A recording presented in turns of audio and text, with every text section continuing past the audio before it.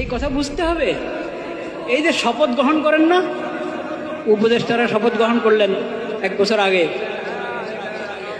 এবং সামনে আবার নির্বাচন হবে, তখন শপথ গ্রহণ করবে কিনা? মন্ত্রীরা শপথ গ্রহণ করবে, এমপিরা শপথ গ্রহণ করবে। এই সব শপথের মধ্যে তারা বলে না যে আমি দেশের আইন মেনে চলব, হ্যাঁ, সংবিধানের সাথে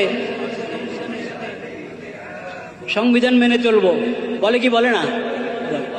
দেশের হিতাকাঙ্ক্ষী হয়ে থাকবো আমি, হ্যাঁ, কোনো আপত্তি নেই। অবশ্যই আপনি এই শপথ করবেন এবং এই শপথ অনুসারে চলবেন, কোনো আপত্তি নাই। কিন্তু একটা কথা মনে রাখতে হবে, কি? যেটা আমি বললাম, কুল্লু শারতিন লাইসা ফি কিতাবিল্লাহ ফাহুয়া বাতিল। ওটা মনে রাখতে হবে। আমি শপথ করছি সংবিধানের উপরে, কিন্তু সংবিধানের কোনো দফা যদি কোরআন বিরোধী থাকে, শরীয়ত বিরোধী থাকে, ওটা বাদ। ওটা মুখে বলতে হবে না, ওটা আমার নিয়তে আছে, ওটা আমার নিয়তে আছে, ওটা মুখে বলা লাগবে না। ওটা একটা বাস্তবতা এবং আমার নিয়ত, এটা মনে রাখতে হবে।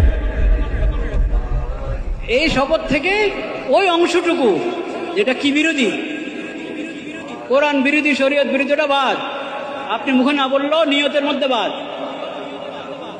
এরপরে আদালতে উঠে যদি আপনি ওই অন্যায় ফায়সালা করেন, আদালতে উঠে যদি আপনি ওই অন্যায় ফায়সালা করেন, ওটাকে অন্যায় মনে করে ফায়সালা করলেন, তাহলে ইমানটা তো রক্ষা হলো।